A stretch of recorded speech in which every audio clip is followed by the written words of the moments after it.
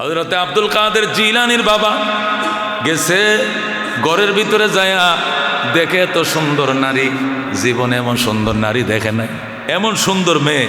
আব্দুল কাদের জিলানীর বাবা কয়, আমারে বলছে ওনার মেয়ে কি দেখে না, চোখে দেখে না, হাত পা ঠিকঠাক নাই, কিন্তু যায়া দেখি জান্নাতের হুরের মতো। জোরে কোন সুবহানাল্লাহ।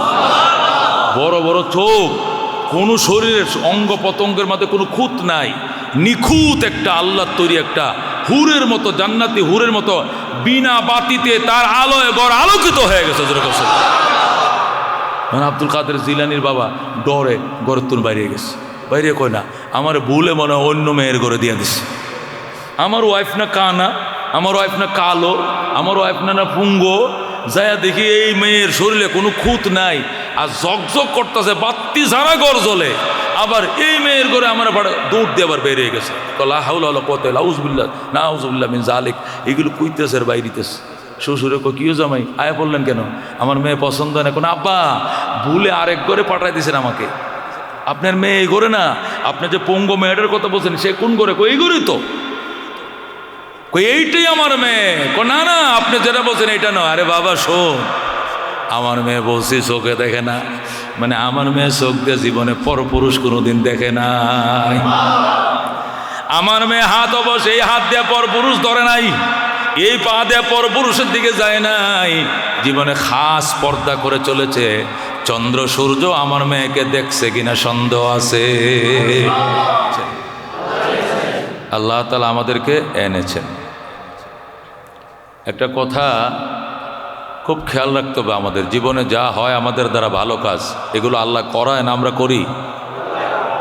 আল্লাহ করায়। আল্লাহ বলেন, ওমা তাশাউন ইল্লা আইয়াশা আল্লাহ। তুমি যা চাইবা তা হবে না, আমিও চাইতে হবে। আল্লাহু আকবার। কে চাইতে হবে? হ্যাঁ। अगर अज जानिबे माशूक नबाशत कशाशे तालिब आशिक बेचारा न रसत बजाए। এই কবিতাটা খাজা মঈনুদ্দিন চিশতি আজমিরি রহমতুল্লাহ আলাইহ, এটা পীর সাহেব চরমানা রহমতুল্লাহ আলাইহ, যিনি মারা গেছেন, ফজলুল করিম রহমতুল্লাহ। ওনার মুখে এই কবিতাটা মোনাজাতের আগে আমি শুনতাম। উনি 40-45 মিনিট বয়ান করে যখন মোনাজাতে কাঁদতেন, তখন এই কবিতাটা দিয়েই তিনি মোনাজাত শুরু করতেন। আমি চিন্তা করলাম এটার মধ্যে কি বলছে।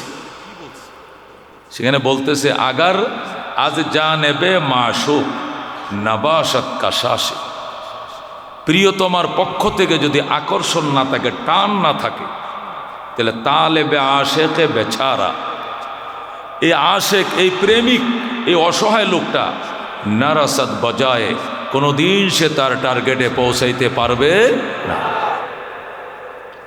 আশেক যতই দৌড়াক মাশূকের পিছে, প্রেমিক যতই দৌড়াক প্রেমিকার পিছনে, প্রেমিকা যদি আশ্রয় না দেয়, মোবাইল নম্বর না দেয়, কথা বলতে রাজি না হয়, তাহলে অযথা শুধু দৌড়াইবেন সারা জীবনে। এই প্রেমিকারা তো পাইতেন না, আপনি পাবেন জীবনে? একটা ছেলে যদি একটা মেয়ের পিছনে 10 বছর দৌড়ায়, আর মেয়ে নম্বরও দেয় না, কথাও বলে না, সাইটও দেয় না, পাশে চলতেও দেয় না, পিছে চলতে দেয়, ছাড় আমার সাথে কথা বলবে না, এর পিছনে দৌড়ায় কে কোনো লাভ আছে?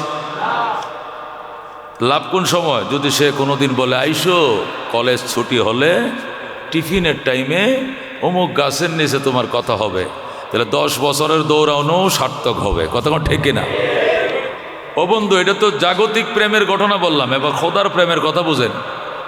বন্দা যতই দৌড়াক না কেন, যতক্ষণ আল্লাহ বলবেন আয় বন্দা আয়, দারগির হাজে বদর ওয়ান ঈদর গাহনিস, ঈদরগাহ দরগায়ে নাউমিদিনিস, দারগির হাজে বদর ওয়ান ঈদর গাহনিস।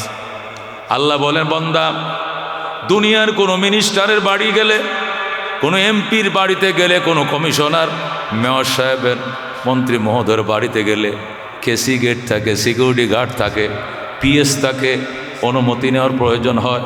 অনুমতি না দিলে ঢোকা যায় না। আমি আল্লাহর দরবার 24 ঘন্টা খোলা, সেখানে কোনো দারোয়ান নাই, ক্যাসিগেট নাই, সিকিউরিটি গার্ড নাই।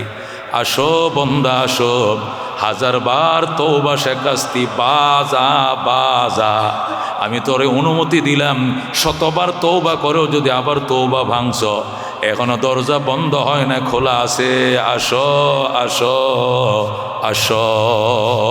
বলেন আল্লাহু আকবার। আল্লাহ ডাক না দিলে বন্দেকে আসতে পারে। এই জন্য আল্লাহ রব্বুল আলামিন হাদিসে কুদসির মাঝে তিনি বলেন, বন্দা যখন আমাকে পাওয়ার জন্য আমার গল্প শুরু করে, আমি আল্লাহর গল্প যখন বন্দায় করে মানুষের মাঝে, আমি তাদের চেয়ে দামি পরিবেশে ফেরেশতাদের মাঝে আমি আল্লাহ ওই বন্দার গল্প করি। বন্দা যদি আমাকে পাওয়ার জন্য 1 বিঘাত অগ্রসর হয়, আমার রহমত বান্দার দিকে 1 হাত অগ্রসর হয়। তাহলে আমি অ্যাডভান্স থাকি সবসময়। বন্দা আমাকে পাওয়ার জন্য যদি 1 হাত অগ্রসর হয়, আমার রহমত তার দিকে 2 হাত অগ্রসর হয়। বন্দা যদি আমাকে পাওয়ার জন্য হেঁটে হেঁটে আসে, আমার রহমত তার দিকে দৌড়ায় দৌড়ায় যায়। তো বন্ধু, এই জন্য মাওলার টান না থাকলে আশেক পিছনে আইসা লাভ নাই। কথা কোন ঠিক কিনা? আল্লাহর টান আমাদের প্রতি আসে বলেই এখানে এসছি। কথা কোন ঠিক কিনা? কথা কোন ঠিক কিনা? বাহালুল এক পাগল ছিল, পাগল কামেল বুজুর্গ ছিল, কিন্তু মাঝে মাঝে পাগলামি কথা বলতে, পাগলামি সাধারণ জ্ঞানে বোঝাও মুশকিল, ওই স্তরের না হইলে বোঝাও যাবে না। তো বাহালুল পাগল, কিন্তু সে অত্যন্ত উঁচু মানের বুজুর্গ ছিল। মাঝে মধ্যে তার কিছু কথা, তার ওই ইশক এবং মহব্বতের কথা শরীয়তের আইনে দেয়া, মানে যাচপড়তাল করলে দেখা যায় ভুল, তো মানুষও বলতো ভ্রান্ত লোকটা। তো যা হোক, বাহালুলকে একদিন বাদশাহ মনসুর, খলিফায় মনসুর পরিবার নিয়ে বিকেলবেলায় পার্কে ঘুরতে গেছে। দেখেছে ওই পার্কের নামায় এ দুলাবালির মধ্যে বসে বাহালুল হাতে আঙ্গুলে আঁকাআঁকি করতেছে। এ ঘর আঁকে, দরজা বানায়, এদিক দিয়ে জানালা বানায়, এদিক দিয়ে দরজা বানায়, এদিক দিয়ে বেডরুম, এদিক দিয়ে বুঝেন না বিভিন্ন রুম। কীভাবে হাতে আঁকে না মানুষ? বাহালুল এই বালিতে বসে বসে ঘর আঁকে। খলিফা মনসুর গয়, পাগলা এখানে বসে কি করো? জান্নাতের ঘর বানাইতেছি। যেরকম সুবহানাল্লাহ। ঘর বানাইলে কি হবে? বানাইতেছি আর বিক্রি করতেছি। কার কাছে বেচো? কাস্টমার আইলে বেশি। ওমা, জান্নাতের ঘর বানাও আবার বিক্রি করো? খেয়াল করে শুনেন, দামি কথা। জান্নাতের ঘর বানাও আবার বেচো, কহ আপনি কিনবেন? মনসুর গহ পাগলে জান্নাতের ঘর বানায়, আমার খায়া খাম নাই, তোমার ঘর কিনবো আমি। বাহালুল কয় তোমার ওয়াইফে কিনবো কিনা জিগাও। তো খলিফায় মনসুরের স্ত্রী কত করে বেচতেছেন ঘর? জান্নাতের ঘর। কয় 1 আনা। কয় আনা? 1 আনা। বাহালুলের জীবনীতে আল্লাহু আকবার, আল্লামা ফরিদউদ্দিন আত্মার রহমত তারকে তাজকিরাতুল আউলিয়াতে লেখে, বাহালুলের বউ কয় কত টাকা কত আজে বাজে খরচ করি আমরা, ফাস্টফুড খাইয়া চটপটি খাইয়া পার্কে বিকালে কত পয়সা নষ্ট করি। 1 আনাই তো কইছে, ঘর একটা কিনে ফেলাম। এই বাহালুল পাগল, একটা জান্নাতের ঘর আমারে দাও। কয় 1 আনা দাও। 1 আনা দিছে। কয় যাও তোমার জান্নাতের ঘর দিলাম। সুবহানাল্লাহ। পরে কয় মনসুর তুই নিবি না ঘর? ভাই পাগলে কত কিনা, তুই আবার জান্নাত পাইবি কই, বেচবি কেমনে? ও আর কিনে নাই।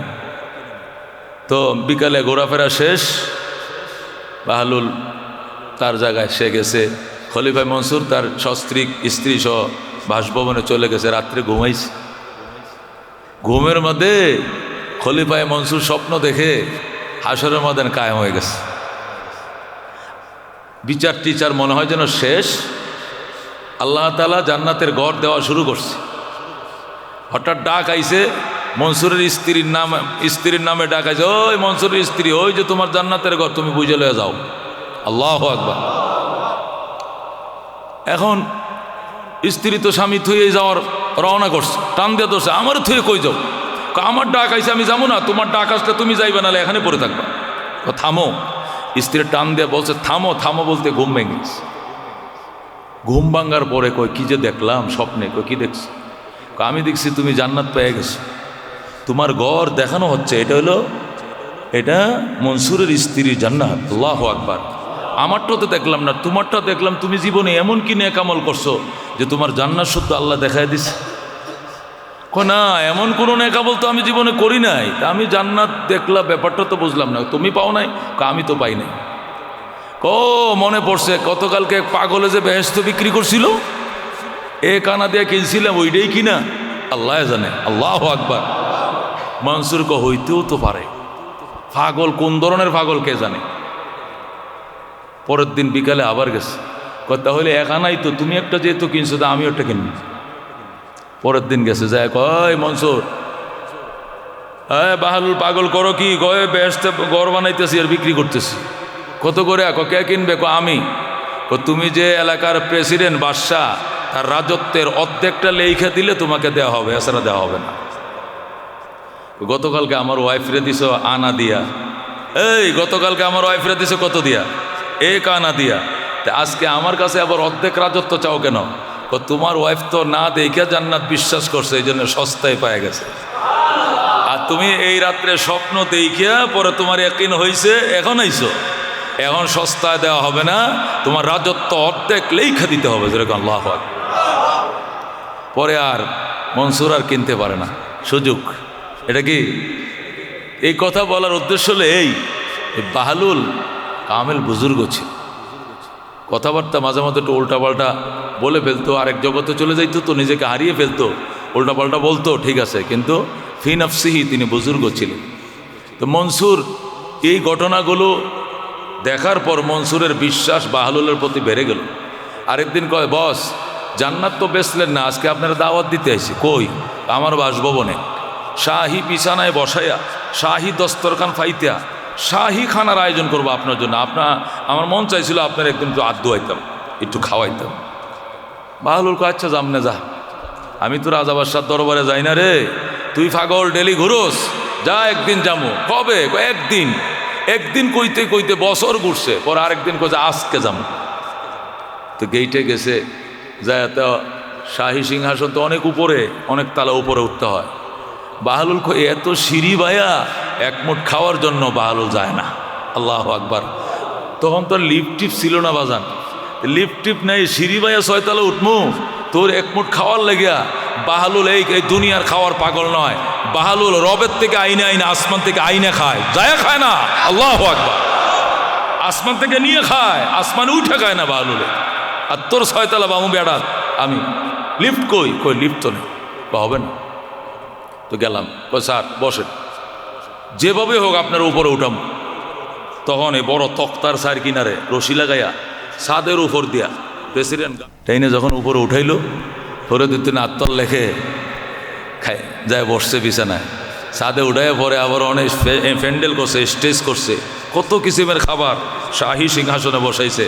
বসায় হজরত খাবার তো দিতাম, দে খাবার খামু। খানা দেওয়ার আগে একটা প্রশ্ন আপনার কাছে, আপনি এই সাদা সিধা মানুষ, মাটি সাটিতে বসে থাকেন, আল্লাহর দরবারে এত উচ্চ মর্যাদা আপনি কেমনে লাভ করলেন? কই বেটা, মর্যাদা কি মানুষ লাভ করে না উনি লাভ করায়? আল্লাহ এত উপরে আপনি কেমনে উঠলেন? ওরে আহমক, আমি তোর বিল্ডিংয়ে আমি যেমনে উঠছি, আমার মাওলায় আমার এইভাবে টাইনে উঠাইছে। আল্লাহ, তুই যেরকম ছয়তালা আমাকে রশিদে টাইনে উঠাইছ, আল্লাহ আমার তার আসমানে নিজেই টাইনে উঠাইছে, আমি উঠি নাই। আল্লাহ আকবার। ওমা তৌফিকি ইল্লা বিল্লাহ। এই জন্য বন্দা, এই কথা সবসময় আমাদেরকে মানতে হবে, জানতে হবে, বিশ্বাস করতে হবে। নেক আমল তো আমরা করি না, রব গোলামকে দিয়ে করায়। কথা কোন ঠিক কিনা? নেক আমলকে আমরা করি না, আল্লাহ করায়। আল্লাহ করায়। খুতবা দুরূদ শরীফের পর আপনাদের সামনে ছোট্ট করে একখানা আয়াতে কারিমা তেলাওয়াত করেছি। বড় বড় প্যান্ডেলগুলোতে আমরা বয়ান করি, আজকে প্যান্ডেল হলো না, আল্লাহর ঘরের প্যান্ডেল, এটা মহাপবিত্র প্যান্ডেল। কথা কোন ঠিক কিনা? একদম আল্লাহর ঘর। আল্লাহ রসুল বলেন, ক্বালা রাসূলুল্লাহি সাল্লাল্লাহু আলাইহি ওয়াসাল্লাম, খায়রুল আমাকিনে মাসাজিদুহা ওয়া শাররুল আমাকিনে আসওয়াকুহা। নবী বলেন, পৃথিবীর শ্রেষ্ঠ জায়গা মসজিদ, আর পৃথিবীর নিকৃষ্ট জায়গা বাজার। নিকৃষ্ট জায়গা কি আর শ্রেষ্ঠ জায়গা কি? একদম শ্রেষ্ঠ জায়গার মধ্যে প্যান্ডেল হয়েছে, এখানে বসছি, খুশি না বেজার? আলহামদুলিল্লাহ কোন। অন্যদিন এখনো রিজিক নিয়ে দৌড়াইতাম, অন্যদিন এখনো পর্যন্ত ভ্যান চালাইতাম, অটো চালাইতাম, এখনো পর্যন্ত মেশিন চালাইতাম। আজকে সব থুইয়া চলে আসছি মহল্লায় মাহফিল, ঠিক কিনা? ওই বাকি রিজিকের ব্যবস্থাটা কে করে দিবেন? আল্লাহ করে। আল্লাহ তাআলার থেকে নেওয়া শিখতে হবে, আল্লাহ তাআলার থেকে নেওয়া শিখতে হবে, চাইতে হবে। অসুস্থ হইলে শুধু ডাক্তার উপরে নির্ভর করবেন না। দুই হাত তুললে একটু মালিকের কাছে কান্দের, মালিক ঔষধ তো উসিলা মাত্র, তুমি বিনা ওষুধ সুস্থ করতে পারো। ওষুধ আমি খামো, পয়গাম্বর খেয়েছেন, এটা সুন্নত, কিন্তু আমার বিশ্বাস ওষুধের উপর না, বিশ্বাস তোমার উপরে। কথা কোন ঠিক কিনা? কার উপরে থাকবে ভরসা? আল্লাহ বলে ওমা মিন দাব্বাতিন ফিল আরদে ইল্লা আলাল্লাহি রিজকুহা। এমন কোনো দাব্বা, এমন কোনো প্রাণী নাই এই জমিনের উপরে যার রিজিকের দায়িত্ব আল্লাহর কাছে নাই। যেরকম আল্লাহু আকবার। তার মানে সকল সৃষ্টি রিজিকের দায়িত্ব কার? একমাত্র কার? আল্লাহ বলেন ইয়ালামু মুস্তাকাররাহা ওয়া মুস্তাওদাহা। আল্লাহ জানেন এই জমিনে কতদিন থাকবা আর জমিনের নিচে যায় কতদিন থাকবা। যতদিন এই দেশে থাকবা এতদিনের রিজিকের ব্যবস্থা তোমার জন্য আল্লাহ করবেন। যতদিন মাটির নিচে থাকবা তখনকার ব্যবস্থাও তিনি করবে। তুমি যদি বলো আমার রিজিকের ব্যবস্থা আমি করি, তাহলে মাটির নিচে ব্যবস্থাটা কে করবে? ওখানে তো ধান ক্ষেত নাই, ওখানে তো অটো চালাইতে পারবে না, ওখানে তো গার্মেন্টস ফ্যাক্টরি নাই। আল্লাহ বলেন ইয়ালামু মুস্তাকাররাহা ওয়া মুস্তাওদাহা। অস্থায়ী জীবন কতদিন, স্থায়ী জীবন কতদিন, দুটোটাই রব জানে। অস্থায়ী জীবনের খোরাকি কতটুক লাগবে এইটাও জানে, স্থায়ী জীবনের খোরাকি কতটুক লাগবে এইটাও জানে। এই ব্যবস্থাও যার, ওই ব্যবস্থাও তার, তোমার টেনশন নাই। তাহলে রিজিকের মালিক কে? এই জন্য আল্লাহর উপরে রাগ করিয়া, ভাগ্যের উপরে রাগ করিয়া রিজিক তালাশ করার ক্ষেত্রে হারামে হাত দিও না। হারামে হাত দিও না মুসলমান। যে হারাম না কামাইলে, হারাম পথে না গেলে পয়সা লওয়া যেত না। কখনোই কাজটা করবা।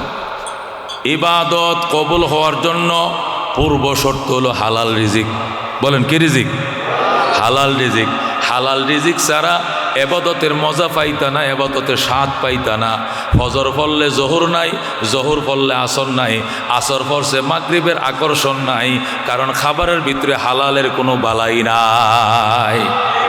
এটা দরবে ছেড়ে দিবে, দরবে ছেড়ে দিবে। এটা লুজ কালেকশন হয়ে যাবে এবাদতের উপরে। লুজ কালেকশন কেন হবে? এবাদতের স্বাদ পাইতেছে না, কারণটা কি? খাবারের মধ্যে হালাল রিজিকের বাস বিচার নাই। যা পাইবা তাই খাইবা, যেখান থেকে পাইবা সেখান থেকে নিবা। যা পাইবা পকেটে ঢুকাইবা, মস্তানি বাতাও ঢুকাইবা, রাজনৈতিক বাতাও ঢুকাইবা, প্রভাব আর আধিপত্য বিস্তার করবা, চুরি চিন্তাই করে খাইবা, সুদও খাইবা, ঘুষও খাইবা, যা পাইবা খাইবা। এই খাওয়া খায়া কোনোদিন মাওলারে পাওয়া যাবে না। কত ঠিক কিনা?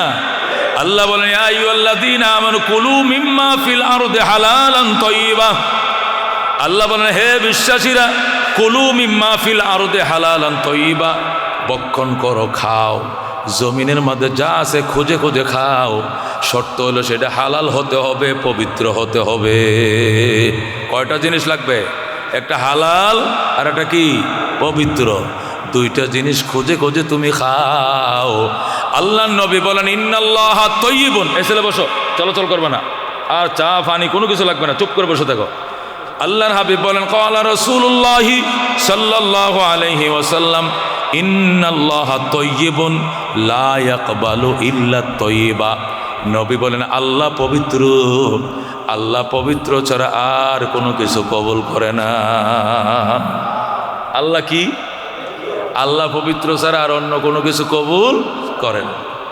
নবী বলেন ক্বালা রাসূলুল্লাহি সাল্লাল্লাহু আলাইহি ওয়াসাল্লাম রাহমাতুল লিল আলামিন বলেন মানিস্তারা সাউবান, মানিস্তারা সাউবান বিআশরাতি দারাহেমা ও দিরহামুন ফীহি মিন হারাম। রাহমাতুল লিল আলামিন বলেন যে ব্যক্তি একটা কাপড় কিনলো 10 টাকা দিয়া, যদি 10 টাকার মধ্যে একটা টাকা হারাম থাকে, এই কাপড় পরে যতদিন ইবাদত করবা কোনো ইবাদত আল্লাহর দরবারে কবুল হবে না। আমরা তো মনে করি কি এই আজকে সুদের টাকা পাইছি 5,000, একটা লুঙ্গি বাবার লাগে একটা লুঙ্গি কিন, মায়ের লাগে একটা শাড়ি কিন, আর আমার এই জায়নামাজ শাসির একটা জায়নামাজ কিন, একটা নতুন টুফি কিন। মসজিদ তো ধর্ম এবার, কারণ লাভ বেড়ে গেছে। গত মাসে 10,000 লাগাইছি, এই মাসে 13,000 পাইছি, 3,000 লাভ। 3,000 টাকার বাজার জায়গায় করে লাইছে। বাপের নামাজও খাইছে, মাঠটাও খাইছে, নিজেরটা ধ্বংস হয়েছে। কথা ঠিক কিনা? মানিস তারা সাউবান, যে ব্যক্তি কাপড় কিনলো বে-আশরাতি দারাহেমা 10 টাকা দিয়া, ও দেরহামুন ফিহি মিন হারাম, 1 টাকা যদি এখানে হারাম থাকে, যতদিন এই কাপড়টার উপরে সে থাকবে ইবাদত করবে, কোনো ইবাদত আল্লাহ কবুল করবে না। আজান, এই জন্য কি লাগবে? হালাল ইনকাম লাগবে, এছাড়া উপায় নাই।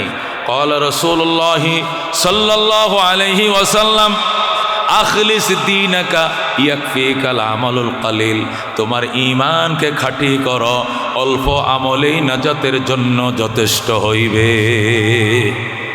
এই বেজাল মুক্ত করো ঈমানকে। ঈমানের মাঝে সুদ ঢুকায় না, আমলের মাঝে ঘুষ ঢুকায় না, চাঁদা ঢুকায় না, মস্তানি বাতা ঢুকায় না। যা এনেছিলা, যা কামাই করেছো, খুঁজে খুঁজে দিয়া দাও যদি বাঁচতে চাও হাসরের ময়দানে। কথা ঠিক কিনা? কত মানুষের দোকানে শাটারে তাল লাগছে, কত মানুষ ব্যবসায় বিতাড়িত হয়েছে, এলাকা ছেড়ে অন্য এলাকা চলে গেছে জুলুম আর নির্যাতনের কারণে। এখন কই গেছে তোমার পাওয়ার? পাওয়ার সব আমার আল্লাহ, তোমার পাওয়ার আইজ আছে কালকে নাই, তুমি ভিক্ষুক এখন। কথা ঠিক কিনা? এই জন্য এবাদতের ক্ষেত্রে খবরদার কোনো এবাদত কবুল হবে না হারাম খাওয়ায়, হারাম ফিন্দায়, হারাম ইনকাম। হালাল এমন একটা জিনিস, হালাল এমন একটা জিনিস, সে মুসলমান ঝকঝক এবাদত তোমার চোখের সামনে তুলে ধরবে। তোমার এবাদত যে কবুল হচ্ছে তুমি নিজেই বুঝতে পারবা, আল্লাহ তোমার এবাদত গ্রহণ করছেন যেরকম সোয়া, তুমি নিজেই বুঝতে পারবা। আমাদের দারুল উলুম দেওবন্দ মাদ্রাসা ইন্ডিয়াতে, ইউপিতে, উত্তরপ্রদেশে, আল্লাহু আকবার, আল্লামা ইয়াকুব নানুতুবি রহমতুল্লাহ আলাই দারুল দেওবন্দের শেখুল হাদিস ছিলেন, নায়েবে মোহতামি ছিলেন। উনি নিজে ঘটনা লিখতেছেন, আমাদের দারুল উলুম দেওবন্দ মাদ্রাসার পাশে এক সনের ঘর ছিল, কুরের ঘর ছিল, এক বুড়া মানুষ এখানে বাস করত। ওনার নাম শাহজি আবদুল্লাহ। কি নাম? শাহজি আবদুল্লাহ। উনি দেওবন্দ মাদ্রাসার পাশেই বাড়ি, তো সনের ঘর, কুরের ঘরে উনি বসবাস করতেন। শাহজি আবদুল্লাহর পেশা ছিল, উনি ঘাস কাইটে বাজারে বিক্রি করতেন। গরুর ঘাস আছে না, কাঁচা ঘাস আছে না গরুর, এগুলো কাইটা কাইটা আটি বান্ধা বান্ধা দেন আমরা কুরবানির সময় গরু কিনে আনি, পরে কাঁচা ঘাসও কিনে আনি, বাজারে ঘাস বিক্রি করে কিনা, করে কিনা। তো ওই দেওবন্দের মধ্যে ওই ঘাস বিক্রি হতো। উনি গরুর ঘাস আটি বেঁধে বেঁধে 4-6টা আটি ডেলি সমপরিমাণ ঘাস ডেলি বিক্রি করতেন। ওনার টার্গেট হলো 6 আনা। কয় আনা? ডেলি তিনি 6 আনার ঘাস বিক্রি করতেন। কয় আনার? 6 আনার ঘাস বিক্রি করে 2 আনার সাথে সাথে মিসকিনকে দান করে দিতেন। আর 2 আনার উনি বাজার করে বাড়িতে নিয়ে যাইতেন, আর 2 আনা জমাইতেন। এই 2 আনা করে জমাইতে জমাইতে জমাইতে 1 বছরে যেটা জমে, ওইটাতে একদিন দেওবন্দ মাদ্রাসার সমস্ত মুহাদ্দিসিনে কেরামকে দাওয়াত করে খাওয়াইতেন। আইসা বলতেন, হুজুর আমি তো গরিব মানুষ, ঘাস বেচা খাই, আমি ডেলি 6 আনার ঘাস বেচি, বিক্রি করে 2 আনার সাথে সাথে দান করে দেই, 2 আনা দিয়ে সংসার চালাই, আর 2 আনা জমা করছি, জমা করে আজকে 5 কেজি গোস্ত কিনছি, 2 কেজি মাছ কিনছি, শাক সবজি ভর্তা যা আমি পারছি, গরিব মানুষ, এই টাকা দিয়ে আপনাদের জন্য আয়োজন করছি। আগামী শুক্রবার জুমার নামাজ পড়ে আমার বাড়িতে দাওয়াত। দেওবন্দ মাদ্রাসার উস্তাদরা ওনার দাওয়াত করার জন্য কার আগে কে যাইতো, পাগল হয়ে যাইতো, সুবহানাল্লাহ।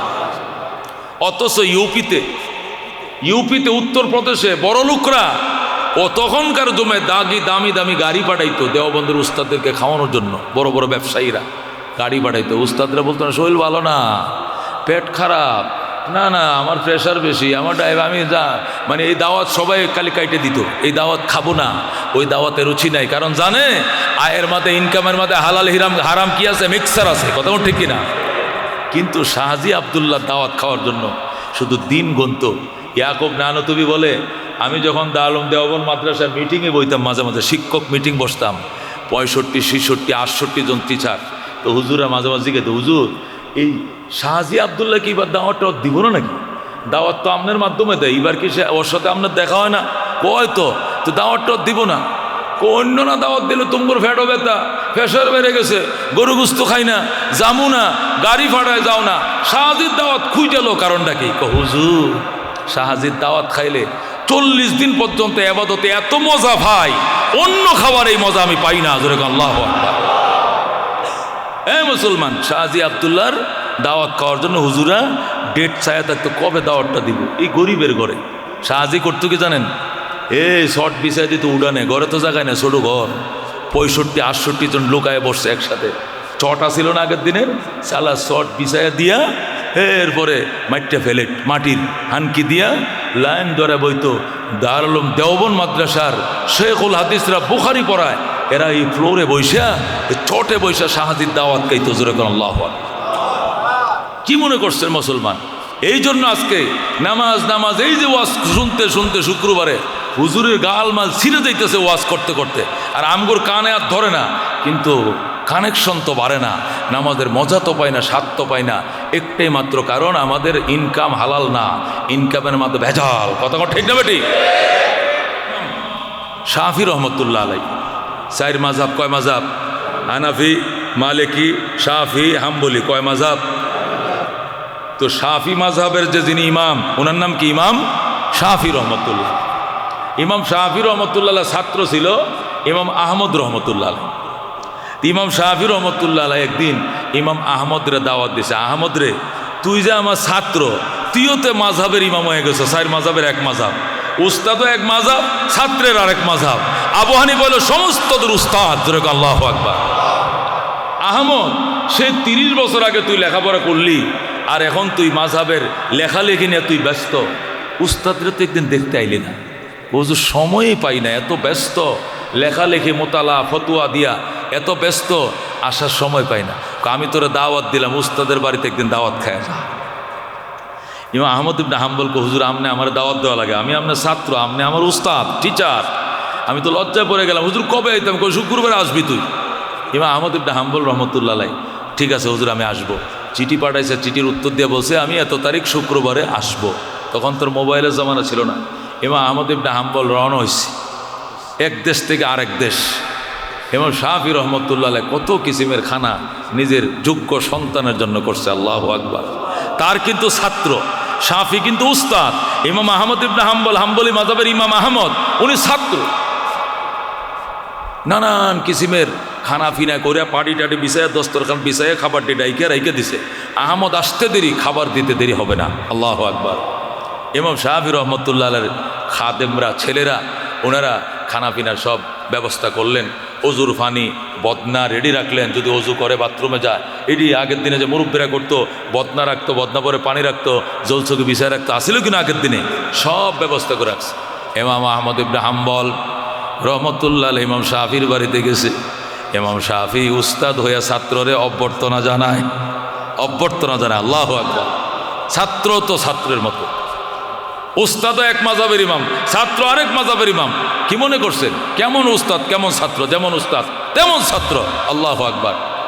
ইমাম আহমদ ইবনে হাম্বল রহমতুল্লাহ আলাই যায় বসছে খানায়, বৈশা খাবারের দিকে অনেক কাজ তাকায় রয়েছে, তাকায়া মুসকে মুসকে হাসে। ইমাম শাফি কই, কিরে কি দেখো? হুজুর দেখতেছি যা দেখার, যা দেখার দেখতেছি। খাবারের দিকে তাকে হাসো কেন? হাত দিয়ে খাও।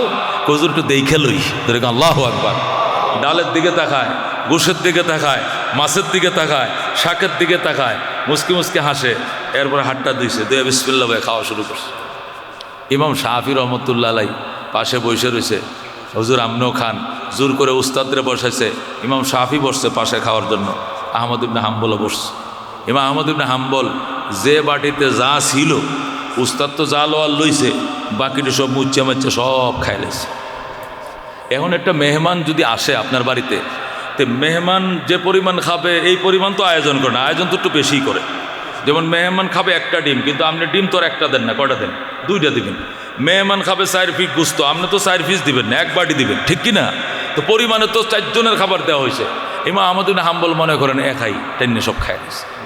তো ইমাম শাফির ছেলেরা, খাদেমরা একজন আরেকজনের জিজ্ঞায়, বাপরে বাপ, আব্বার ছাত্র, এটা তো রাক্ষসও না, এমন খাওয়া খায়নি মা, কি ঘটনা? ইমাম শাফি কয়, খবরদার, কথা কবে না। মেহমান খাইলেই তো একটা শান্তি। আয়োজন করছি মেহমানের জন্য, মেহমান যদি না খায় তা আয়োজন করে লাভটা কি? খাইলেই তো শান্তি। কথা ঠিক কিনা? অনেক বাড়িওয়ালারা কয়, হুজুর আপনার জন্য কিন্তু এই গোস্তটা আমি সৌরাস্তার থেকে যাই কাসকি মাছটি আনছি। আমি কই না কাসকি মাছ পাওয়া যায় না, আপনি কইছেন কাসকি মাছ, আমি এই সৌরাস্তা আড়তে যাই আনছি। আমি সেলা মাছ আনছি, মোহনগঞ্জের দেশি মাছ, খাইতে হবে কিন্তু। হুজুর দেশি গরুর গোস্ত আনছি, হুজুর এক টুকরা খাই উঠে যাবেন, তাহলে কিন্তু শান্তি হইতো না, ঠিক কিনা? খাইলেই মজা পায়, খাক, ব্যবস্থা তো ওনার জন্য করছি, খাবে না কেন? আর কিছু মানুষ আছে ওমা শব্দ খাইয়া লিখতেছে, হায় হায় তোর আক্রোশ। কিছু কিছু কিপটে মানুষ আছে, এরকম আছে কিনা? ইমাম শাফি রহমতুল্লাহ সেরে কো আব্বা কি গো, আমগো বড় ভাইয়া আহমদ ইবনে হাম্বল কেমনে খাইতেছে দেখছো, নি সব খাইলে গো। ইমাম শাফি কয় খাওয়ার জন্যই তো ব্যবস্থা করছে, খাইতে দে, খাক। ইমাম আহমদ ইবনে হাম্বল মোটামুটি অনেক খাইলেন, খাওয়া দাওয়ার পরে হাত টাত দিয়া বাস।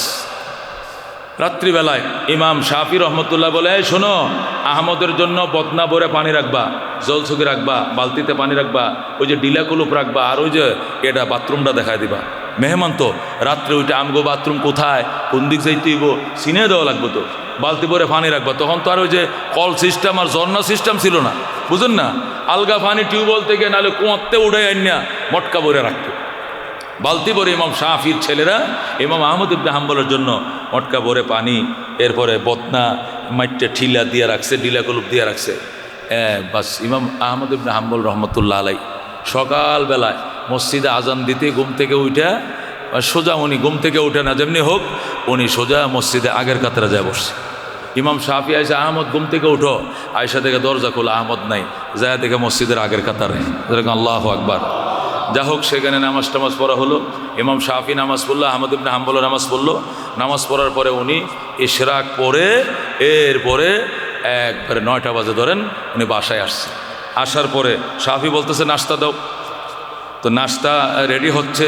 তো ছেলেরা এসে বলে, আব্বু হুজুর যে ওনার জন্য যে রাত্রে বদনা ভরে পানি রাখছিলাম, পানি তো ইউজ করতে দেখি নাই, পানির জায়গায় পানি আছে, বালতির জায়গায় বালতি ভরা পানি, বদনা জায়গা বদনা ভরা, ডিলা কুলুপ জায়গাটা জায়গায় কোনো অজুর কোনো জায়গা ভিজছে মনও দেখা যায় না, টয়লেটকে ইউজ করছে এটাও বোঝা যায় না।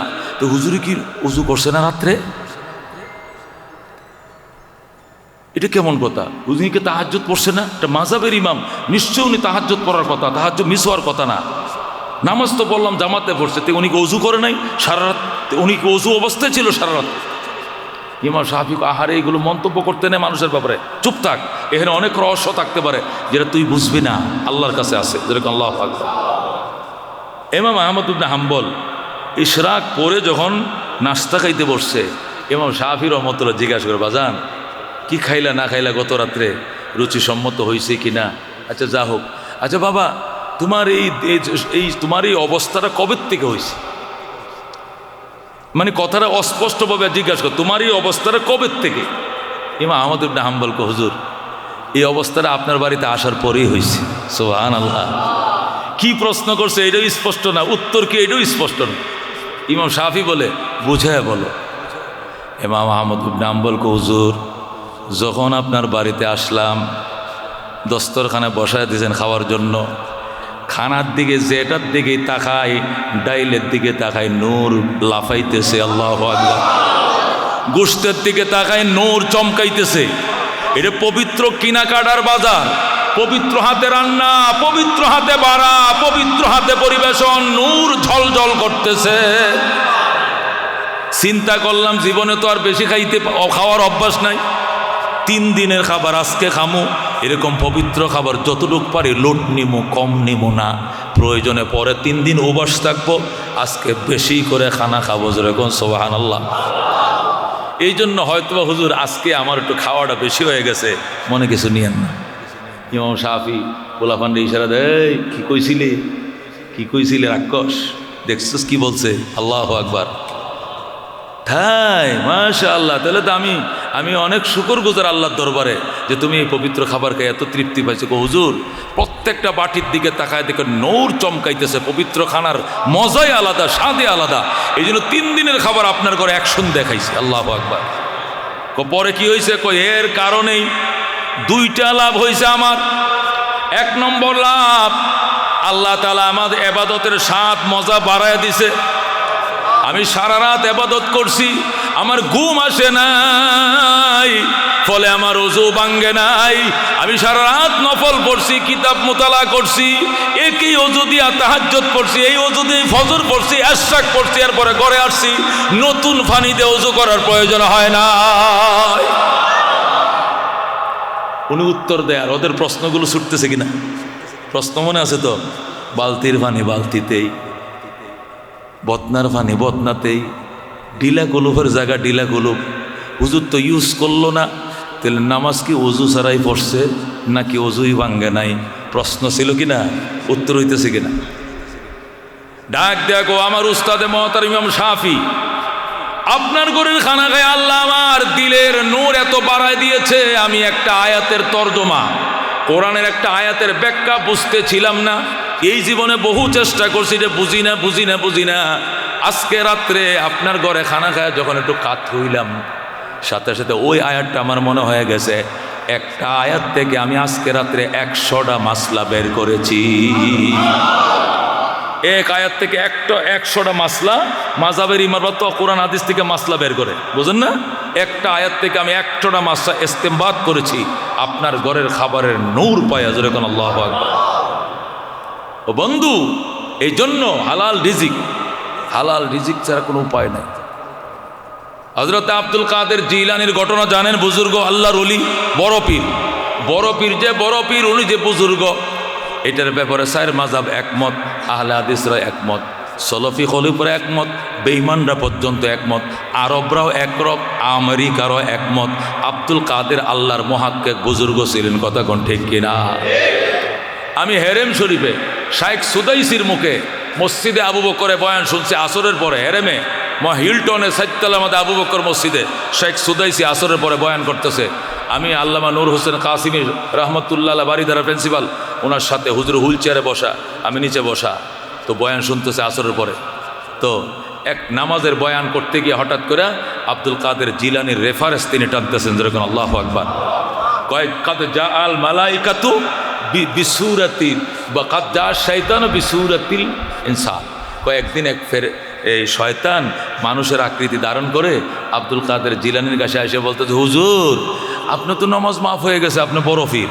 সাথে সাথে আব্দুল কাদের জিলানি কল লা হাওলা ওয়ালা কুওয়াতা ইল্লা বিল্লাহ আনতা শাইতান, লা হাওলা ওয়ালা কুওয়াতা ইল্লা, তুই শয়তান আমারে ধোঁকা দিতে আসছে। যেই লা হাওলা বলছে, যে ওই লোকটা গায়েব হয়ে গেছে। আল্লাহ নবীর নামাজ মাফ হয় নাই, আবু বকরের নামাজ মাফ হয় নাই, ওমর ওসমান আলী ফাতেমা হাসান হুসেনের নামাজ মাফ হয় নাই, আব্দুল কাদেরের নামাজ মাফ হয়েছে। তুই দাওয়াত লইছ, তুই শয়তান, তুই ইবলিস। আব্দুল কাদের জিলানের সাথে সাথে পাথর মারা শুরু করছে, আল্লাহু আকবার। সাথে সাথে সে গায়েব হয়ে যায়। তাহলে এই লোকটার রেফারেন্স দিয়া হেরেম শরীফের এরিয়ার ভিতরে যারা গেছেন মক্কায়, হিলটনের মসজিদে আবু বকরে বৈশা শেখ সুদাইসি, যিনি সৌদি আরবের ধর্মমন্ত্রী এবং বাইতুল্লাহর 19 জন ইমামের মধ্যে উনি প্রধান ইমাম, উনি তার রেফারেন্স দিয়ে কথা বলে। কত বড় বুজুর্গ, যেরকম আল্লাহু আকবার। সে আব্দুল কাদের জিলানি বলেন, আমার আব্বা জান শেখ আবু সালেহ মুসা, আব্দুল কাদের জিলানির বাবা শেখ আবু সালেহ মুসা রহমতুল্লাহ বিখ্যাত বুজুর্গ ছিলেন। 3 দিনের উপবাস থেকে সইতে না পেরে বৈশা রয়েছেন নদীর ঘাটে। হঠাৎ করে দেখেন নদীর স্রোত দিয়া সেপ্পল বাইসে যাইতেছে। খোদার জ্বালা সইতে না পেরে সেপ্পলটা আব্দুল কাদের জিলানি বাবা খেয়ে ফেলছে। সেপ্পলটা খাওয়ার পরে ক্ষুধা নিবারণ হওয়ার পর শরীরটা যখন কন্ট্রোলে আসছে, অত্যন্ত ক্ষুধা লাগলে শরীর কাঁপ শুরু হয়ে যায়, চোখে কিছু দেখা যায় না, ঠিক কিনা? হ্যাঁ মুসলমান, আমার তো ডায়াবেটিস, আমি ক্ষুধা সইতেই পারি না। ক্ষুধা লাগলে শরীর কাঁপ শুরু হয়, গাড়ি থামায় সেখানে যা পাই চা নাস্তা খাই, আবার না গাই, অভ্যাস। 3 দিনের উপবাস তো মানুষ বাঁচে না। উপবাসের জ্বালা সইতে না পেরে নদী দেয়া স্রোতে ভেসে যাচ্ছে একটা ফল, আপেলের মতো একটা সেপ্পল, এটা তিনি খেয়ে ফেললেন। খাওয়ার পরে যখন শরীর কন্ট্রোলে আসলো, মাথায় চিন্তা ঢুকলো, আমি কি খাইলাম, কার জিনিস খাইলাম, কি খাইলাম, কার জিনিস খাইলাম। আব্দুল কাদের জিলানির বাবা পাগল হয়ে গেলেন। এই সেপ্পল এর মাপ চাওয়ার জন্য নদীর উজান দেশে রওনা করলেন। 4 মাইল গেলেন। কয় মাইল? নদীতে হাইটে হাইটে 4 মাইল। নিশ্চয়ই নদীর পাড়ে গাছ, নিশ্চয়ই গাছ থেকে ফল পানিতে পড়েছে, বেসে যাচ্ছে, বাগানটা নদীর পাড়েই হবে, সুতরাং নদীর পাড়তে গেলেই বাগানটা পাওয়া যাবে। যাইতে যাইতে উজানে 4 মাইল গেছে। কয় মাইল? যায়া পাইছে বাগান।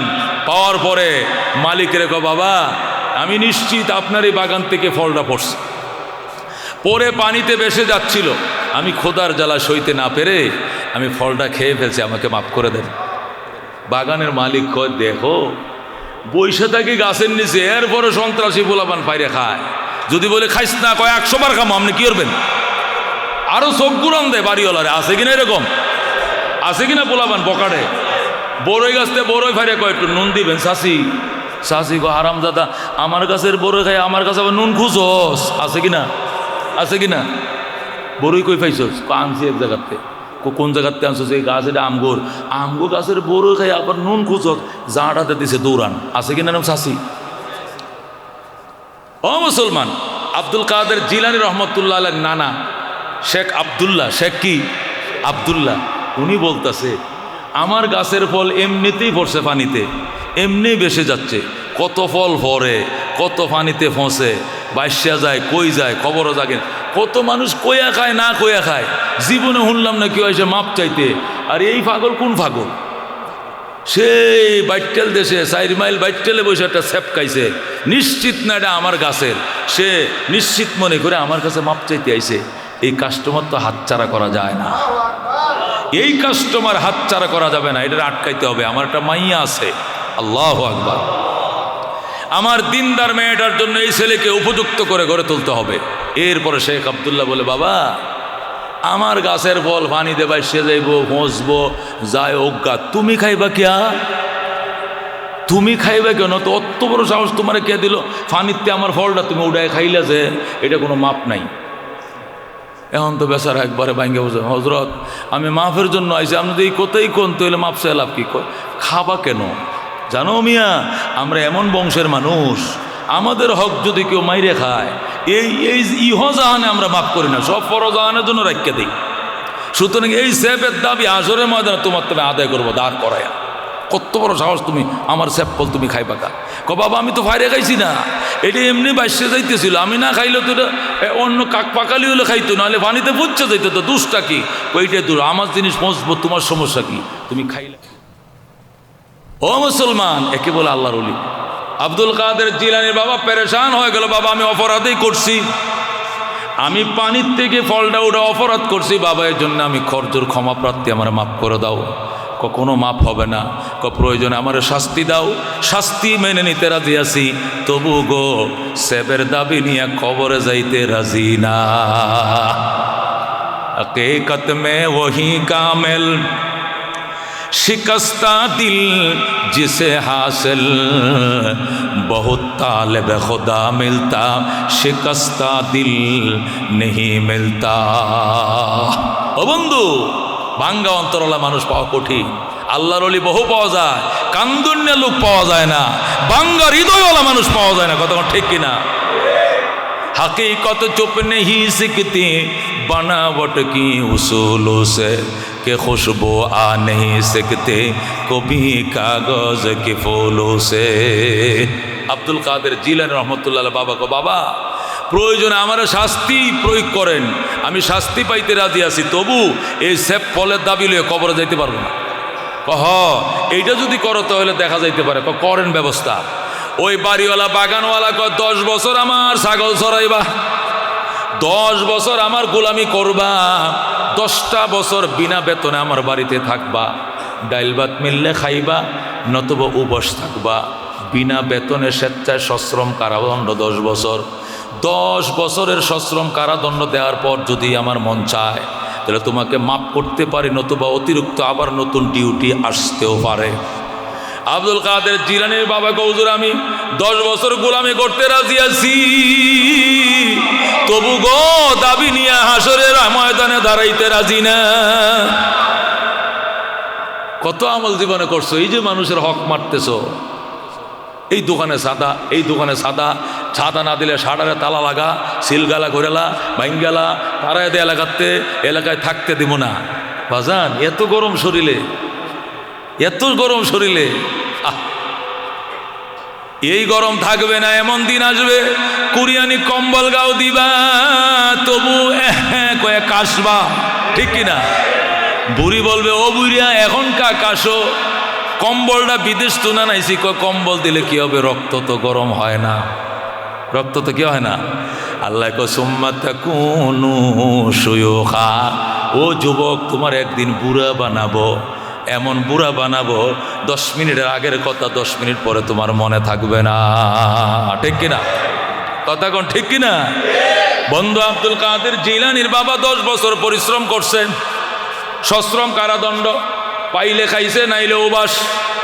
পরিশ্রম 10 বছর করার পর বলতেছে হুজুর এবার আমার ছেড়ে দিন, আমি যাই, আমার বিয়ের বয়স যাইতেছে, আমি দেশে যাই, বাবা মার কাছে যাই, একটা নেককার মেয়ে আমি খুঁজতেছি, বিয়ে করি, গরিব মানুষ, যাইতে দেন। কয় না, তোমার সাথে তো কথা এই ছিল না, কথা ছিল 10 বছর পরিশ্রম করার পরে যদি আমি সন্তুষ্ট হয়ে যেতে, আমি তো সন্তুষ্ট হই না, এখন আরও অতিরিক্ত ডিউটি করতে হবে। আর কি অতিরিক্ত?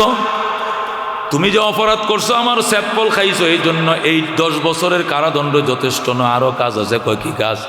আমার একটা অন্ধ মেয়ে আছে, এটা কানা, এটা লুলা, এটা অ্যাবনর্মাল, এটা পঙ্গ, হাত ভাঙ্গা, পা ভাঙ্গা, চোখে দেখে না, একদম কালো চুলের মতো কুচকুচে কালো, অঙ্গ প্রত্যঙ্গ কোনো ঠিকঠাক নাই। এমন মেয়েকে যদি তুমি বিয়ে করো আর দেখি সংসার সুখের হইছে, আমার জিরে বিয়ে করার পরে তোমার এই অপরাধ আমি ক্ষমা করব, এছাড়া ক্ষমা করব।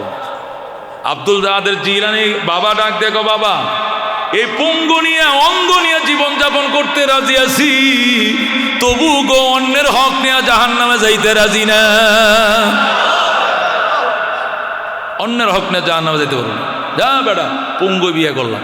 তবে বাবা আপনার মেয়ে বিয়ে করার মতো সাংগাস্তা সামর্থ্য আমার নাই, সোনা গয়না দিতে পারবো না, শাড়ি গয়না দিতে পারবো না। ওই আবদুল্লাহ শেখ আবদুল্লাহকে সমস্ত খরচ আমি বহন করব। বাগানের মালিক আব্দুল কাদের জিলানীর বাবা শেখ আবু সালের নিয়ে বাজারে গিয়া সব জুতা মোজা পায়জামা পাঞ্জাবি টুপি কিনা দিছে, জিয়ের বাজারে করছে, জামাইয়ের বাজারে করছে, কইরে এক মসজিদে আকদ দিছে। পুরা ইরাকের যত আল্লাহর ওলিরা ছিল সব ওই আকদ অনুষ্ঠানের মধ্যে শরীক হয়েছে। যেরকম আল্লাহ বিয়া টিয়া পড়ায়, যাও বাবা ওই যে রুমটা, এই রুমে আমার জি আছে, উম্মুল খায়ের ফাতেমা। যেরকম আল্লাহু আকবার। বাবারে তোরা কোন বংশের রে বাবা? আমি হযরত হুসাইন রাদিয়াল্লাহু তাআলার বংশের, আমি শেখ আবু সালে মুসা, আমি কুরাইশের। কই মনে করিস না আমরা কম, আমরা হযরতে হাসানের বংশের। যেরকম আল্লাহু আকবার। একজন হুসাইনের বংশের, আরেকজন হাসানের বংশের। আব্দুল কাদের জিলানী বাবার থেকেও কুরাইশ, মায়ের দিক থেকেও কুরাইশ, দুনো বংশ এসে কুরাইশের নবীর বংশের সাথে মিলে গিয়েছে। যেরকম আল্লাহু আকবার। সেই বংশের থেকে বড় পীর এমনে নয়। কুলুবুল আরিফিনা লাহা উয়ুনুন তারা মালা ইয়ারাউনান নাজিরুনা। হযরত আব্দুল কাদের জিলানীর বাবা গেছে ঘরের ভিতরে যায়া দেখে এত সুন্দর নারী, জীবনে এমন সুন্দর নারী দেখে নাই, এমন সুন্দর মেয়ে। আব্দুল কাদের জিলানীর বাবা কয়, আমারে বলছে ওনার মেয়ে কি দেখে না, চোখে দেখে না, হাত পা ঠিকঠাক নাই, কিন্তু যায়া দেখি জান্নাতের হুরের মতো। জোরে কোন সুবহানাল্লাহ। বড় বড় চোখ, কোনো শরীরের অঙ্গ প্রত্যঙ্গের মধ্যে কোনো খুঁত নাই, নিখুঁত একটা আল্লাহর তৈরি একটা হুরের মতো, জান্নাতি হুরের মতো, বিনা বাতিতে তার আলোয় ঘর আলোকিত হয়ে গেছে। জোরে কোন সুবহানাল্লাহ। আব্দুল কাদের জিলানীর বাবা ডরে ঘরের তুন বাইরে গেছে। বাইরে কয় না, আমার ভুলে মনে হয় অন্য মেয়ের ঘরে দিয়ে দিছে। আমার ওয়াইফ না কানা, আমার ওয়াইফ না কালো, আমার ওয়াইফ না পুঙ্গো। যায়া দেখি এই মেয়ের শরীরে কোনো খুঁত নাই, আর ঝকঝক করতেছে, বাত্তি ছাড়া ঘর জ্বলে। আবার এই মেয়ের ঘরে আমার দৌড় দিয়ে আবার বেরিয়ে গেছে। লা হাওলা ওয়ালা কুওয়াতা ইল্লা আউযুবিল্লাহ, নাউযুবিল্লাহ মিন যালিক। এগুলো কইতেছে আর বাইরিতেছে। শ্বশুরে কো কিও জামাই আয়া বললেন কেন? আমার মেয়ে পছন্দ না। কোনো আব্বা ভুলে আরেক ঘরে পাঠাই দিয়েছেন আমাকে। আপনার মেয়ে এই ঘরে না, আপনি যে পঙ্গু মেয়েটার কথা বলছেন সে কোন ঘরে? কই এই ঘরেই তো। কই এইটাই আমার মেয়ে। কো না না, আপনি যেটা বলছেন এইটা নয়। আরে বাবা শোন, আমার মেয়ে বলছি চোখে দেখে না, মানে আমার মেয়ে চোখ দিয়ে জীবনে পরপুরুষ কোনোদিন দেখে নাই। আমার মেয়ে হাত অবশ্য এই হাত দিয়ে পরপুরুষ ধরে নাই, এই পা দিয়ে পরপুরুষের দিকে যায় নাই, জীবনে খাস পর্দা করে চলেছে। চন্দ্র সূর্য আমার মেয়েকে দেখছে কিনা সন্দেহ আছে। قال رسول الله صلى الله عليه وسلم الدنيا كلها متاع وخير متاع الدنيا المرأة الصالحة। পৃথিবীতে যা আছে সবই তোমার সম্পদ। পৃথিবীর শ্রেষ্ঠ সম্পদ হলো নেককার একটা স্ত্রী। পৃথিবীর শ্রেষ্ঠ সম্পদ নেককার স্ত্রী। নেককার স্ত্রী ছাড়া নেককার সন্তান জীবনেও জন্ম হবে না। কথা কোন ঠিক কিনা? হবে কোনোদিন জন্ম? যার ও মুসলমান, যে ব্যক্তি দুনিয়াতে কয়েকটা ফ্যাক্টরির মালিক, কয়েকটা গার্মেন্টসের মালিক, শিল্প কারখানার মালিক, অভিজাত ফ্যামিলির সন্তান, মন্ত্রী মিনিস্টার মেয়র অনেক কিছু তার, কিন্তু তার ওয়াইফটা পড়ে নেয় ভালো, সারাদিন অফিস আদালত করে যখন ঘরে আসে আইসা থেকে বেরিয়ে জানালা দিয়ে আরেক ছেলের সাথে কথা কয়, এই লোকটা পারে না ফাঁস খায়া মইরা জীবনকে ত্যাগ করে দিতে। কথা কোন ঠিক কিনা? এই সম্পদের মাঝে আগুন জ্বালাও, এই সম্পদ তার কাছে 2 পয়সার দাম নাই, তার দিলে শান্তি নাই, সে যায় গৌদুর তাবিজ দেন নতুবা অনুমতি দেন বিষ খায়ে মরবো, এই নারীর সাথে আর পারি না পারি না পারি না। কথা ঠিক কিনা? আর যদি একটা নেককার স্ত্রী তোমার মিলে তাহাজ্জুদ গুজার, নামাজ পড়ে, পর্দা করে, এক বেলা খায় আর এক বেলা উপবাসও যদি থাকো, দুনিয়ার জীবন জান্নাতের জীবন, স্বর্গীয় জীবন। এই জন্য পৃথিবীর শ্রেষ্ঠ সম্পদ বলা হয়েছে নেককার স্ত্রীকে। যেরকম আল্লাহু আকবার। নেককার স্ত্রী পৃথিবীর শ্রেষ্ঠ সম্পদ। ও মুসলমান, একটা মেয়ে, তার জন্য ইনকামের দায়িত্ব নেই। কি দায়িত্ব নাই? ইনকাম করবে স্বামী, সেটা পরিবেশন করবে স্ত্রী। কথা ঠিক কিনা? ইনকামের দায়িত্ব যেহেতু মেয়ের খাতে নাই, এখন আমাদের মেয়েরা, আমাদের বোনেরা ইনকামের দায়িত্ব নিয়ে নিছে, নিজেরা ইনকাম করে, কিন্তু আল্লাহর পক্ষ থেকে ইনকামের দায়িত্ব তাদেরকে দেওয়া হয় না। ইনকামের দায়িত্ব তাদের পুরুষ স্বামীরা করবে। কথা ঠিক কিনা? ইনকামের দায়িত্ব যেহেতু স্বামীদের, স্ত্রীদের ইনকামের দায়িত্ব নাই। এই জন্য স্বামীরা যদি চুরি করেও আনে, ডাকাতি করেও আনে, অন্যায়ভাবে হারাম ইনকাম করেও আনে, এটা তার স্ত্রীর জন্য হালাল। কথা কোন ঠিক কিনা? স্ত্রীর জন্য কি হালাল? ইবাদত কবুল হওয়ার পূর্ব শর্ত হালাল রিজিক। এই জন্য স্ত্রীর দোয়া কবুল হয়, স্ত্রীর ইবাদত কবুল হয়, কারণ স্বামী হারাম ইনকাম করলে এটা স্ত্রী জানার প্রয়োজন নাই। কতক্ষণ ঠিক কিনা? ইনকাম করার দায়িত্ব তার না। এই জন্য সে যদি খায়, তারপরে তার ইবাদত কবুল হবে, সে যে দোয়া করবে দোয়া কবুল হবে, সংসার সুখের হবে, সন্তান নেককার হবে। জোরে আল্লাহু আকবার। কিন্তু স্বামীকে জ্বলতে হবে, স্বামীকে ভুগতে হবে। স্বামীর কপালে দুনিয়াতে ভোগান্তি আছে, পরকালেও ভোগান্তি আছে। এই জন্য চেষ্টা করো বাজান, একটা নেককার স্ত্রী খুঁজে নেওয়ার জন্য। একটা নেককার স্ত্রী তার স্বামীকে নেককার বানাইতে 10 মিনিটও লাগবে না, 10 মিনিটও লাগবে না। একটা নেককার স্ত্রী বলে, স্বামী তুমি সুদে টাকা লাগাও, আমি শুনেছি, তুমি ঘুষ খাও, তুমি ভাতা উঠাও, মস্তানি ভাতা উঠাও, আমি তোমার সংসার করব না। এই হারাম টাকা যে ঘরে থাকবে, এই ঘরে মহিলা থাকবে না। আমি ওই হারাম খাওয়ার মেয়ে নয়, তুমি এই সব ছাড়ো, সাদা শাড়ি পরাইবা, আমি থাকবো, বেনারসি দরকার নাই, 1.5 লাখ টাকা বড়ি স্বর্ণ আমার দরকার নাই, একবেলা খাবো আলবত্তা ডাল দিয়ে, আরেকবেলা উপোস থাকবো, হারাম নিয়ে আমার ঘরে ঢুকবা না। এই ঘরের স্বামী জীবনোত্তর তৌবা করে হারাম ইনকাম ছেড়ে দিবে। কথা ঠিক কিনা?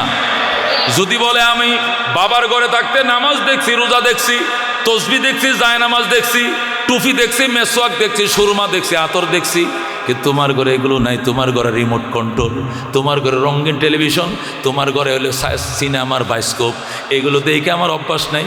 এগুলো থাকবে, আমি থাকবো না, আমি থাকবে, ওইগুলো থাকবে না। তুমি সিদ্ধান্ত নাও, আগের বালা পরের ক্যাসাল দরকার নাই। এখনো সন্তানাদি হয় নাই, রাখবা কিনা বলো, রাখলে এগুলো বের করতে হবে। স্বামী দেখবেন পায়ে পরে বলবে, তোমার পায়ে ধরি, তুমি মাফ করে দাও, এগুলো এখনই ভেঙ্গে দিব, কিন্তু তোমার ছাড়া আমি বাঁচব না। কথা ঠিক কিনা? একটা নেককার মেয়ে ঘরে রাইখা যদি ফানের দোকান লয়ে বসো, সংসারে 5 জন খাওয়ান না, 7 জন খাওয়ান না, ইনকাম শুধু একটা পানের দোকান, পান সিগারেট বিক্রি করে স্বামী 3 রাস্তার মোড়ে। স্ত্রী যখন ফজরের নামাজটা পড়ে যায়, নামাজে বসে থাকবে, আর স্বামীকে নামাজটা পড়ে বলবে, যাও দোকান নিয়ে যাও। স্ত্রী নামাজে পরে যায়, নামাজে বসে দোয়া করবে, আল্লাহ আমাদের ফ্যামিলির সদস্য খাওয়ান না, আমরা 5 জন, ইনকাম করে আমার স্বামী একা মাত্র, তাও মাত্র সামান্য একটা পান সিগারেটের দোকান। আল্লাহ তুমি ইনকাম বাড়ায় দিও, হালাল রিজিক বাড়ায় দিও। ও বন্ধু, এই মেয়েটা দোয়া করার কারণে 5টা পানের দোকানে যা বিক্রি হবে, একটা দোকানে এত কাস্টমার আসবে। কেন? তার রিজিক হালাল, তার দোয়া কবুল। যেরকম আল্লাহু আকবার। 5টা দোকানদার এত বেচা কেনা করতে পারবে না, ওই নামাজি লোকটা তার দোকানে যে বেচা কেনা হবে। নামাজি মানুষ যদি বলে নামাজের জন্য 15 মিনিট বিরতি, অন্য দোকানদার কয় এই 15 মিনিট আমরা কিচ্ছে বেচমু, হ্যাঁ দোয়ান বান্দা, তুমি গুড়ার ডিম বেচবা। যে মানুষ দেখছে নামাজের জন্য বিরতি 15 মিনিট, প্রত্যেকটা মানুষ বলবে যে লোকটা দুনিয়ার লোভ ছেড়ে নামাজ পড়তে পারছে, আল্লাহকে ফাঁকি দেয় নাই, এই লোক আমাদেরকেও ফাঁকি দিবে না, ওজনে কম দিবে না, মিথ্যা লিখবে না, বেশি করে লিখবে না, এর দোকান ছাড়া অন্য কোনো দোকানে কেনাকাটা করব না। 15 মিনিট না 1 ঘন্টা পরে দোকান কিনলে এই দোকান থেকে কিনবো, এই চাউল 5 কেজির মাঝে 5 কেজি দিবে, 1 গ্রামও কম দিবে না। এই খাতায় যখন লিখবে আমার নামে 260, এই 260 265 হবে না। যদি 265 লিখতো তাহলে এই সাইনবোর্ড দিয়ে মসজিদে যেত না। সে 15 মিনিট আধা ঘন্টা পেশা কিনে বাদ দিয়া যে মসজিদে যাইতে পারছে, এই 60 লাথি দিয়া এই লোক জীবনে কোনো কাস্টমারের খাতায় 2 টাকা বেশিও লাগবে না, ওজনে কমও দিবে না, 2 নম্বর দিনে বিক্রি করবে না। কতক্ষণ ঠিক কিনা? এই জন্য রসুল বলেন, ক্বালা রাসূলুল্লাহি সাল্লাল্লাহু আলাইহি ওয়াসাল্লাম মান আকালা তয়্যিবান। রসুল বলেন 3টা কাজ করবা। 1 নম্বর, মান আকালা তয়্যিবান, যে ব্যক্তি হালাল খাবার খাবে, ও আমিলা বিসুন্নাতিন, এবং সুন্নত মোতাবেক জীবনযাপন করবে, ও আমিনান নাসু বাওয়াইকাহু, এবং তার অত্যাচার থেকে মানুষ নিরাপদ থাকবে। তার অত্যাচার থেকে মানুষ কি থাকবে? নিরাপদ থাকবে। দাখালাল জান্নাহ, আমি রসুল কথা দিলাম ওই লোকটা নিশ্চিত জান্নাতে প্রবেশ করবে। কটা কাজ? এখনের দিনে ওই লম্বা ওয়াজ, আর এই তারা খতমে তারাবির মতো টানের উপর ওয়াজ, এটা অনুনে না মানুষ। এখন কি ঠান্ডা মাথায় 2-4টা পয়েন্ট মানুষ আস্তে ধীরে বুঝে শুনে বাড়িতে যায়। কতক্ষণ ঠিক কিনা? এই জন্য আমি ওইভাবেই বয়ান করি, বুঝায়া 3টা কাজ। কটা কাজ? হাদিস শরীফ, রসুল বলেন মান আকালা তয়্যিবান, যে ব্যক্তি হালাল জিনিস খাবে। কি খাবে? হালাল খাবার খাবে, হালাল আহার গ্রহণ করবে। এর 2 নম্বর কি?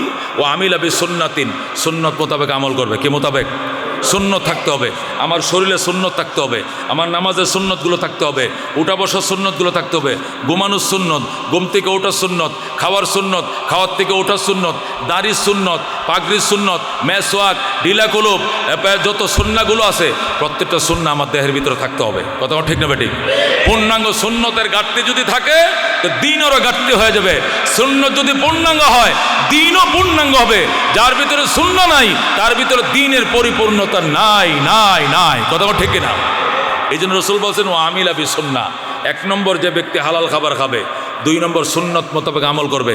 3 নম্বর, ও আমিনান নাসু বাওয়াইকাহু, তার অত্যাচার থেকে মানুষ নিরাপদ থাকবে। সে এমন জঘন্য হবে না যে তার অত্যাচারে মানুষ মসজিদে মোমবাতি দেয়। আল্লাহ, যদি শুনতাম সাক্ষাৎ তলে ভরে মরছে, তাহলে আল্লাহ তোমার ঘরে 3টা মোমবাতি দিতাম। আছে কিনা এরকম? এরকম দরজাল আছে কিনা? এরকম দরজাল সমাজে কিছু দরজাল ভাষা করে, দাজ্জাল রে গ্রাম্য ভাষা কয় দরজাল। আসলে দরজাল না, শব্দটা কি? দাজ্জাল। এটারে গ্রাম্য ভাষা কয় কি? দরজাল। আছে কিনা দরজাল? 2-একটা অস্তান মস্তান সমাজে বাস করে, এদের ভয়ে বাঘে মহিষে পানি খায়। কথা ঠিক কিনা? আল্লাহ যেন এর সামনে না পড়ে। সামনে বলে আসসালামু আলাইকুম নেতা, কেমন আছেন? এটা কিন্তু বলে সালামটা দিচ্ছে, সালামও দিচ্ছে, আতো তুলছে, কিন্তু নেতা চলে যাওয়ার পরে তুই যদি শুনতাম তুই চৌরাস্তা সাক্ষাৎ তলে বসছস, তো 2 হাত নফল নামাজ পড়লাম। বলে কিনা? কারণ এর অত্যাচারে মানুষ শান্তিতে নাই। কথা ঠিক কিনা? রসুল বলেন, বুখারী শরীফের হাদিস শুনেন, ক্বালা রাসূলুল্লাহি সাল্লাল্লাহু আলাইহি ওয়াসাল্লাম লা ইয়াদখুলুল জান্নাতা মান লা ইউমিনু জারহু বাওয়াইকাহু। রসুল বলেন ওই ব্যক্তি জান্নাতে ঢুকবে না যার অত্যাচার থেকে মানুষ নিরাপদ নয়। যার অত্যাচার থেকে মানুষ কিনা নিরাপদ না, ওই লোক জান্নাতে যাবেন না। সমস্ত এলাকাবাসী ওর বিরুদ্ধে আল্লাহর কাছে অভিযোগ, আল্লাহ এরে কি জান্নাতে দেন? এই এলাকাবাসীরা জিজ্ঞেস করছেন আপনি? আল্লাহ বল কি? ই তো করে 1 নম্বর খারাপ মানুষ, 100 জনের মধ্যে 100 জনে বলবে খারাপ। আল্লাহ কয় মান হুয়া ইনদান নাসি খায়র ফাহুয়া ইনদাল্লাহি খায়র, যে আল্লাহর মানুষের কাছে বালা সে আমার কাছেও বালা, যে মানুষের কাছে খারাপ সে আমার কাছেও খারাপ। জাহান্নামে জাহান্নাম দিবে। এই জন্য আল্লাহ নবী সাল্লাল্লাহু আলাইহি ওয়াসাল্লাম বলেন, যতবার জিব্রাইল আমার কাছে আসছে এতবারে শুধু বলছে আলাইকা বিল জার। নবী গো, প্রতিবেশীর ব্যাপারে খুব খেয়াল রাখেন। নবী বলেন, আল্লাহ নবী বলেন, প্রতিবেশীর ব্যাপারে এত তাকিদ দিত জিব্রাইল, আমি ভয়ে ছিলাম কোন দিন যেন জিব্রাইল আইসা কয় প্রতিবেশীরও ওয়ারিস দেওয়া লাগবে। বাপের সম্পদের ওয়ারিস যেরকম বায়ানে ভাই, প্রতিবেশীরও দেওয়া লাগে। এই আইন কবে নাজিল হয়ে যায়? আমি ভয়ে আসছিলাম, এত ভয় আমার দেখাইতো প্রতিবেশীদের ব্যাপারে, অত সতর্ক করতে। আলাইকা বিল জার, প্রতিবেশীদের ব্যাপারে খবরদার সতর্ক থাকবা। তোমার প্রতি প্রতিবেশীদের রিপোর্ট যেন নেগেটিভ না হয়, পজিটিভ রিপোর্ট যেন তোমার প্রতি সবসময় প্রতিবেশীদের হয়। মহতরম হাজিরিন, এই জন্য আপনাদের কাছে যে আমি আলোচনা আজকে রাখছি সেটা হলো কি, হালাল রিজিক। কি রিজিক? খাবেন হালাল রিজিক ইনশাআল্লাহ। জীবন চলে যাবে, হারামে হাত দেব না। এই মুসলমান, হালালে বেজাল নাই বলে হালালে, হারামে আরাম নাই বলে হারামে, হালালে বেজাল নাই, হারামে আরাম নাই। হাত নামান। যে হারাম কামাই করে, 10 লাখ টাকা কামাইছে না, হঠাৎ করে বাম পাশের এদিক দিয়ে ব্যথা উঠছে, টঙ্গি কয় না, রেফার টু মিরপুর কি হার্ট ফাউন্ডেশন গেছে, heart foundation refer to Madras গেছে, রেফার টু এলিজাবেথ সিঙ্গাপুর পাঠাইছে, এলিবাজার চিকিৎসা করে সে কয় যে 6টা ব্লক রেফার টু কবর। এটা রিংও ঠকতো না, এটারও হার্ট সার্জারি সম্ভব না, রেফার টু কই কবর। 10 লাখ কামাই তোমার হয়েছে কি হয়েছে? এই জন্য এই হারাম কামাই করিও না। আল্লাহ অল্প স্বল্প প্যারাসিটামল খাওয়া লাগতেও পারে, না লাগলে নাও লাগতে পারে। আল্লাহ সুস্থ রেখে দুনিয়াতে বিদে দেবে। কথা কোন ঠিক কিনা? রাজি আছেন তো ইনশাআল্লাহ? ওই হারাম ইনকাম আনায় গন্ডায় রসুল বলেন, তোমার কাছে যদি মুসলমান এই 1 আনা পরিমাণ পয়সা তোমার কাছে কেউ পায়, তাহলে 700 রাকাত কবুল হয়েছে নামাজ দিয়া দিতে হবে। কয়শো রাকাত? 700 রাকাত কবুল হয়েছে নামাজ দিয়া দিবেন আনার জন্য। জীবনে পড়ছেন কয় রাকাত নামাজ? আপনি তো শুক্কুর আলী মুসল্লি। কি মুসল্লি? শুক্কুর আলী মুসল্লি বুঝেননি? খালি শুক্রবারে নামাজ পড়ে আর পড়ে না। তুমি যে আব্দুল শুক্কুর খালি শুক্কুর আলী মুসল্লি, জীবনে সারা জীবনে পড়ছো 42 রাকাত, আর মানুষের কোটি কোটি টাকা মাইরে খাইছো, দিবা করতে 4 আনার জন্য দিতে হবে 700 রাকাত। জোরে কর নাউজুবিল্লাহ। খবরদার এই কাজগুলো কখন করবেন না। আল্লাহর কোরআন মানেন, কোরআনকে সামনে নিয়ে জীবনযাপন করেন, পরিষ্কার জীবনযাপন করেন। ওমান আরাযা আন যিকরি ফাইন্না লাহু মাঈশাতান দানকা। আল্লাহকে আমার কোরআন থেকে যে চেহারা ফিরায় নিছে, এর জন্য কোটি কোটি টাকার মালিক হওয়ার পরেও সংকীর্ণ জীবন। হারাম টাকাতে করবা কি? হারাম টাকার জীবন সুখের হয় না, সংকীর্ণ জীবন হয়। আল্লাহ পরিষ্কার বলছেন, ওমান আরাযা আন যিকরি, যে আমার জিকির থেকে, জিকির মানে কোরআন, যে আমার কোরআন থেকে মুখ ফিরায় নেয়, ফাইন্না লাহু মাঈশাতান দানকা, এর জন্য সংকীর্ণ জীবন। কবরও সংকীর্ণ জীবন, হায়াতও সংকীর্ণ জীবন। বহুত কোটিপতিওয়ালারা ঢাকা শহরে 400 ফ্ল্যাট শুনতেছি এখন, কেউ 500 ফ্ল্যাট, কেউ 25,000 কোটি লয়ে ফলাইছে। দেশেও জায়গা নাই, বিদেশেও জায়গা নাই, পাসপোর্টও নাই। এই কুত্তার জীবনের কোনো দরকার আছে মুসলমান? আসেনি কোনো দরকার? এটা তো আল্লাহর কথা। ওমান আরাযা আন যিকরি, যে ব্যক্তি আমার জিকির থেকে, কোরআন থেকে মুখ ফিরায় লয়, তার শাস্তি 2টা। দুনিয়ার শাস্তি হইল ফাইন্না লাহু মাঈশাতান দানকা, দুনিয়াতে তার জন্য সংকীর্ণ জীবন। পরকালে আরেকটা জীবন আছে। পরকালে কি আছে? আরেকটা জীবন আছে না নাই? আল্লাহ কোন নাহশুরুহু ইয়াউমাল কিয়ামাতি আমা, পরকালে তাকে অন্ধ করে উঠাবো। সে বলবে ক্বালা রাব্বি লিমা হাশারতানি আমা, ওগো আমার রব, আমাকে কেন অন্ধ করে উঠাইলা?